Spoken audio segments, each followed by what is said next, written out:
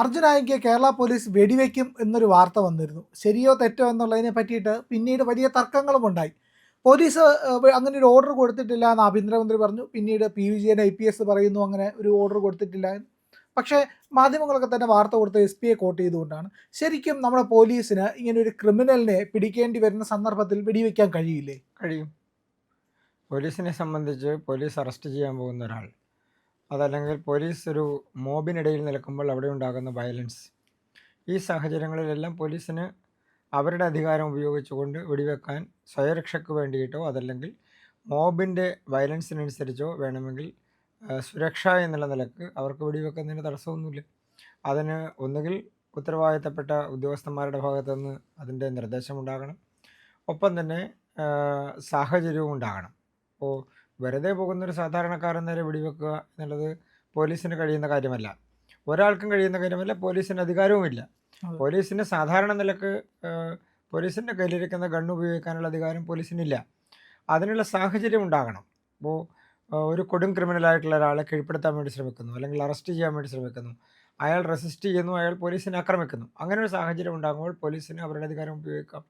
മറ്റൊന്ന്, പോലീസ് ഒരു മോബിനെ നേരിടാൻ വേണ്ടി പോകുന്നു, വയലൻ്റ് ആയിട്ടുള്ളൊരു മോബ് അവിടെ ഉണ്ടാകുന്നു, അല്ലെങ്കിൽ വളരെ അക്രമാസക്തമായി മറ്റ് പോലീസിനെയും മറ്റ് ആളുകളെയും ആക്രമിക്കുന്ന ഒരു സാഹചര്യം ഉണ്ടാകുന്നു.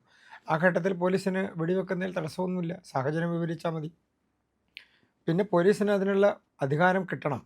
വെടിവെക്കണമെങ്കിൽ പോലീസിന് സാധാരണ നിലക്ക് ഒരു പ്രത്യേക സാഹചര്യം ഉണ്ടാവുകയോ അതല്ലെങ്കിൽ അതിനനുസരിച്ചിട്ടുള്ള ഡിസ്ട്രിക്ട് മജിസ്ട്രേറ്റിൻ്റെ ഭാഗത്തു നിന്ന്, അതായത് SDMൻ്റെ ഭാഗത്തു നിന്ന് എക്സിക്യൂട്ടീവ് ഓർഡർ ഉണ്ടാകണം, വെടിവെക്കാനുള്ള ഉത്തരവുണ്ടാകണം പോലീസിന് ജനങ്ങൾക്ക് നേരെ.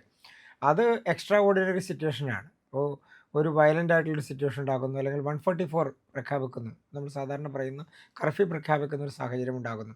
അങ്ങനെ വരുമ്പോൾ പോലീസിനെ സംബന്ധിച്ച് അതിൻ്റെ ഒപ്പം തന്നെ ആ അക്രമത്തെ നേരിടാൻ, അതല്ലെങ്കിൽ അക്രമകാരികളെ നേരിടാൻ പോലീസിന് നിയമപരമായി ലഭിക്കുന്ന അധികാരമാണ് അവരുടെ ഗൺ ഉപയോഗിച്ച് ഷൂട്ട് ചെയ്യുക എന്നുള്ളത്.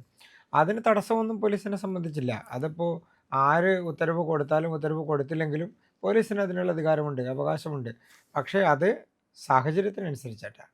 ഇവിടെ ഇപ്പോൾ പക്ഷേ സോഷ്യൽ മീഡിയയിലടക്കം ഈ അർജുൻ ആയങ്കിയെ വെടിവെക്കും എന്നൊക്കെ പറഞ്ഞു കേട്ടപ്പോൾ ആകാശ് തില്ലങ്കേരി എന്ന് പറയുന്ന, ഇതെല്ലാം CPMൻ്റെ ഗുണ്ടകളാണ് കേട്ടോ, ഇതിൽ ഈ ആകാശ് തില്ലങ്കേരി ഉടനെ വന്നിട്ട് പറഞ്ഞു ഇത് UP-യിലെ പോലീസൊന്നുമല്ല, യോഗിയൊന്നും അല്ല ഭരിക്കുന്നത്, അങ്ങനെ പോലീസ് അങ്ങനെ സ്വന്തം തീരുമാനത്തിൽ ബുൾഡോസർ രാജൊന്നുമല്ല എന്നൊക്കെയാണ് പറഞ്ഞത്.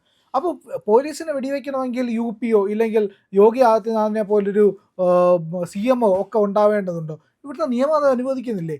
അത് നട്ടൽ മാത്രം പോരെ പോലീസിന് എന്നാണ് സോഷ്യൽ മീഡിയ ചോദിക്കുന്നത്. കേരളത്തിലെ ഈ തരത്തിലുള്ള ആളുകളെ സംബന്ധിച്ച് അവർക്ക് കേരളത്തിൽ ഇതിനു മുൻപ് നടന്നിട്ടുള്ള വെടിവയ്പ്പുകളെ കുറിച്ച് അറിയാത്തത് കൊണ്ടാണ്. ആദ്യത്തെ LDF ഗവൺമെൻറ് എങ്ങനെയാണ് ഉണ്ടായത്? LDF ഗവൺമെൻറ് ഉണ്ടായ സമയത്ത് എന്താ സംഭവിച്ചത്? LDF ഗവൺമെൻറ്റിനെതിരെ വിമോചന സമരം നടന്നപ്പോൾ കേരളത്തിലെ പോലീസ് എന്താ ചെയ്തത്? വെടിവെക്കുകയല്ലേ ചെയ്തത്.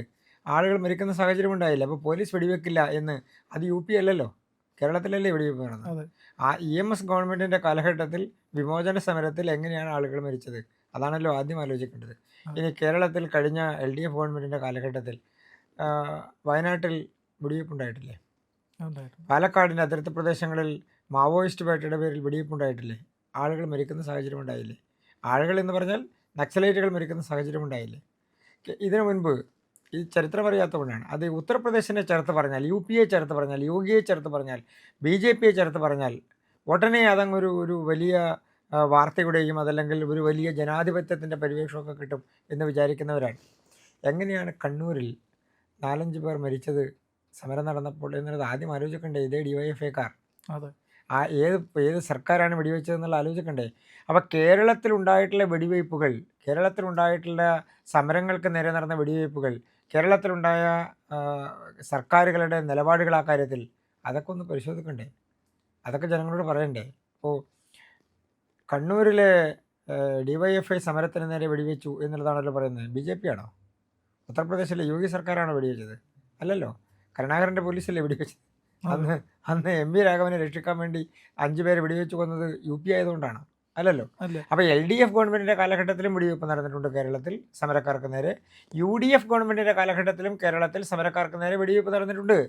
അല്ല സമരക്കാർക്ക് നേരെ എന്നുള്ളതല്ലേ, ഒരു ക്രിമിനലിനെ വെടിവെക്കാനായിട്ട് യോഗി സി എം ആയിട്ട് വരണമെന്നുള്ളതാണ് സോഷ്യൽ മീഡിയ ചോദിക്കുന്നത്. ഒരു ക്രിമിനൽ, ഒരു ഗുണ്ട, ഇവിടെ കേരളത്തിൽ ഒരുപാട് ഗുണ്ടകളുണ്ട്. ഈ ഗുണ്ടകളൊക്കെ സുഖമായിട്ട് ജീവിക്കുന്നുണ്ട്. പലപ്പോഴും ഈ ഇടതുപക്ഷത്തിൻ്റെയും വലതുപക്ഷത്തിൻ്റെയൊക്കെ കയ്യിൽ ആയുധങ്ങളായിട്ട് മാറാറുണ്ട്. എന്നാൽ ഈ ഗുണ്ടകളെയൊക്കെ ഇപ്പോൾ യു പിയിൽ പണ്ട് ഒരു 15 കൊല്ലം മുമ്പ് റോഡിൽ ഇറങ്ങി നടക്കാൻ പറ്റില്ലായിരുന്നു വൈകുന്നേരം ആയാൽ. ഇപ്പോൾ മലയാളികളായിട്ടുള്ള വ്ളോഗർമാർ തന്നെ പറയുന്നുണ്ട്, ഇതാ മണി 8 മണിയായി, ഞങ്ങൾ ദാ യു പിയിലെ റോഡിൽ കൂടെ സഞ്ചരിക്കുകയാണ്, ഒരുത്തനും ഒരു അക്രമത്തിനും വരില്ല, ഒരു 15 കൊല്ലം മുമ്പ് ഇതല്ലായിരുന്നു അവസ്ഥ എന്ന് വ്ളോഗർമാരടക്കം പറയുന്നുണ്ട്. അവർക്ക് പ്രത്യേകിച്ച് രാഷ്ട്രീയമൊന്നും ഉള്ളവരല്ല, അവരവരുടെ അനുഭവം പറയുന്നതാണ്.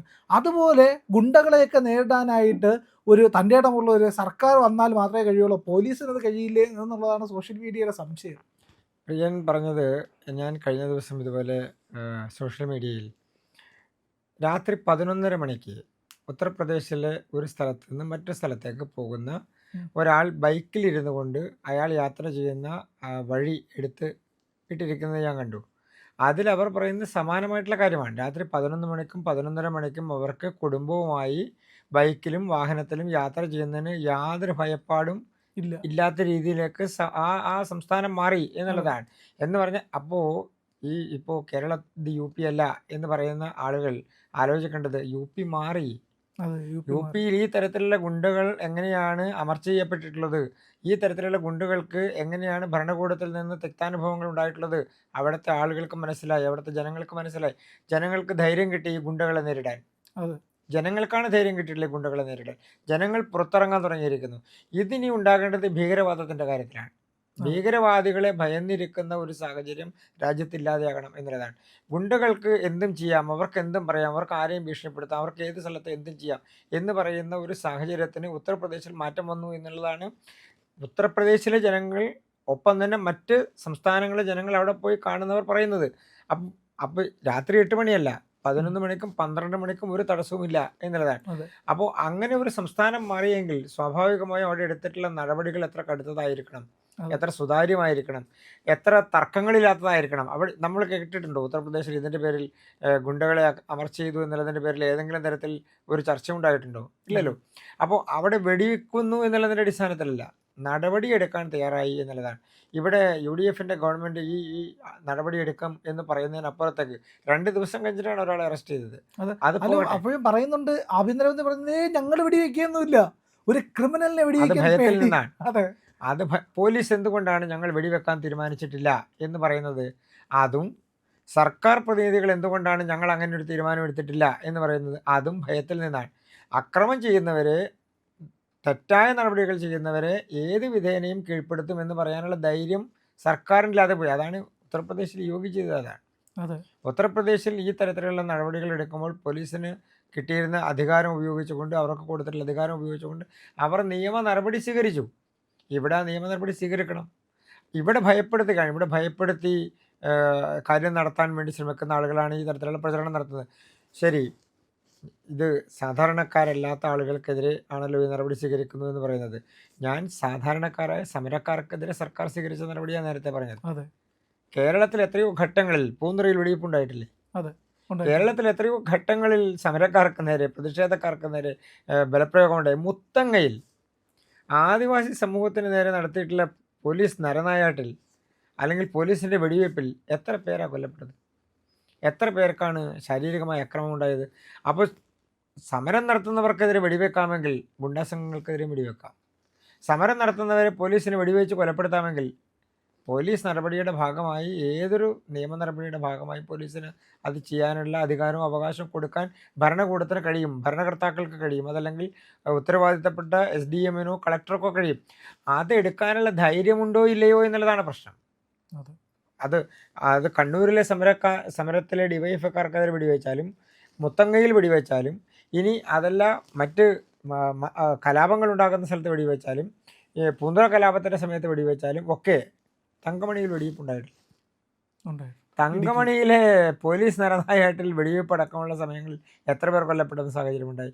അപ്പോൾ കേരളത്തിൻ്റെ രാഷ്ട്രീയത്തിൽ ഇത്രയേറെ 2 മുന്നണികളും എടുത്ത് പ്രയോഗിച്ച അധികാരമാണ് പോലീസിനെ ഉപയോഗിച്ചുകൊണ്ട് സമരക്കാരെ വെടിവെച്ച് കൊല്ലുക എന്നുള്ളത്. അങ്ങ് പറഞ്ഞല്ലോ, സമരക്കാർക്ക് നേരെ മാത്രമാണ്, ഗുണ്ടകൾക്ക് നേരെ കുട്ടികൾക്ക് ചെയ്യില്ല. അതാ പറഞ്ഞത്, അവർക്കെതിരെ എടുക്കുമെന്ന് പറയാൻ പോലീസിനും ഭരണകൂടത്തിനും ആഭ്യന്തരമന്ത്രിക്കും ഭയമാണ്. അതെ. ആ ഭയമാണ് ഇന്ന് പുറത്തു വന്നത്.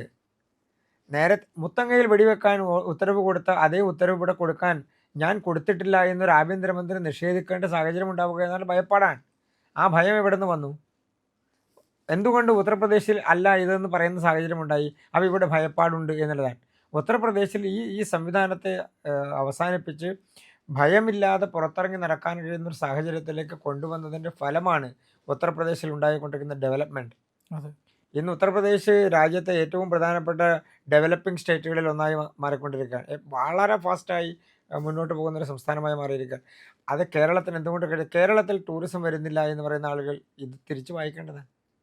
എന്തുകൊണ്ടാണ് കേരളത്തിൽ ആഭ്യന്തരമന്ത്രി ഇപ്പോൾ പറയുന്നത് ഞങ്ങൾ നടപടിയെടുക്കും, ഞങ്ങൾ ഗുണ്ടാ സംഘങ്ങൾക്കെതിരെ നടപടിയെടുക്കും, ഞങ്ങൾ പിറ്റ്സ് ആക്ട് പ്രകാരം എന്ന് പറഞ്ഞാൽ MDMA അടക്കമുള്ള ലഹരി വസ്തുക്കൾ വിതരണം ചെയ്യുന്ന ആളുകൾക്കെതിരെ ഞങ്ങൾ നടപടികൾ സ്വീകരിക്കും. ഇത് കേരളത്തിൽ ഉണ്ട് എന്ന് മാത്രമല്ല, ഇത് കേരളത്തിൽ ശക്തമാണ് എന്ന് മാത്രമല്ല, കേരളത്തിൽ ഇതിൻ്റെ കേന്ദ്രമായി മാറിയിരിക്കുന്നു എന്നുള്ളതാണ്. എന്തുകൊണ്ടാണ് ഇപ്പോൾ സർക്കാരിന് ഇങ്ങനെ ഞങ്ങൾ ചെയ്യുമെന്ന് പറയേണ്ട സാഹചര്യമുണ്ട്? ജനങ്ങൾക്ക് സഹികെട്ട് സ്കൂളുകളിലും കോളേജുകളിലും യുവാക്കളിലും ആളുകളിലുമൊക്കെ ഇതിൻ്റെ പ്രശ്നങ്ങൾ ഒരു വലിയ സാമൂഹിക വിപത്തായി മാറിക്കൊണ്ടിരിക്കുന്നത് കൊണ്ടാണ്. ഇത് പല സംസ്ഥാനങ്ങളും നേരത്തെ ശക്തമായ നടപടികൾ എടുക്കുകയും നടപ്പാക്കുകയും ചെയ്തതിൻ്റെ ഫലമായി ആ സംസ്ഥാനങ്ങളിൽ ഇതെല്ലാം ഒരു പരിധി വരെ ഇല്ലാതായിരിക്കുന്നു. അതല്ലെങ്കിൽ അതിൻ്റെ ഭരണകൂടം നടപടി എടുത്തിരിക്കുന്നു. ഇവിടെ നടപടി എടുക്കുന്നത് നല്ലതാണ്, നടപടി എടുക്കേണ്ടതാണ്. ആ നടപടി എടുക്കുമ്പോഴും ആരെയോ സുഖിപ്പിക്കാൻ വേണ്ടി അതല്ലെങ്കിൽ ആരെയോ പ്രീതിപ്പെടുത്താൻ വേണ്ടി ഞങ്ങൾ അങ്ങനെ തീരുമാനിച്ചിട്ടില്ല, ഞങ്ങൾ അങ്ങനെ ചെയ്തിട്ടില്ല എന്നൊക്കെ പറയുന്നത് അതൊരു തരം ഉൾഭയത്തിൽ നിന്ന് വരുന്നതാണ്. ആഭ്യന്തരമന്ത്രിയെ ഭയപ്പെടുത്തുന്ന ഭീഷണിപ്പെടുത്തുന്നു എന്ന് പറയുന്നതിലാണ് കേസെടുത്തു എന്ന് പറയുന്നത്. അപ്പോൾ ആഭ്യന്തരമന്ത്രിയെ ഭീഷണിപ്പെടുത്തിയതിൽ ഞങ്ങൾ കേസെടുത്തു അല്ലെങ്കിൽ ഭയപ്പെടുത്തിയതിൽ അപകീർത്തിപ്പെടുത്തിയെന്നാണ് ഇന്ന് വന്നിട്ടുള്ള വാർത്ത. ഭീഷണിപ്പെടുത്തിയെന്നാണ് സോഷ്യൽ മീഡിയയും വാർത്താമാധ്യമങ്ങളും പറയുന്നത്. അപ്പോൾ അങ്ങനെ ഒരു സാഹചര്യം കേരളത്തിൽ എങ്ങനെ സംജാതമായി എന്നുള്ളത് ആലോചിക്കപ്പെടേണ്ടതല്ല. പ്രിയമുള്ളവരെ, മറ്റു മാധ്യമങ്ങൾ പറയാത്ത ഏറ്റവും പുതിയ വാർത്തകളും വിശകലനങ്ങളുമായിട്ടാണ് ഇന്ത്യ ലൈവ് നിങ്ങളുടെ മുന്നിലേക്ക് വരുന്നത്. നമ്മുടെ ചാനൽ കാണണം, ഒരുപാട് പേരെ കാണിക്കണം, അവരോടൊക്കെ ചാനലിൻ്റെ വരിക്കാരാവാൻ പറയണം, സബ്സ്ക്രൈബ് ചെയ്യണം. ചെയ്യാത്ത ആളുകൾ ഉറപ്പായിട്ടും ചെയ്യണേ.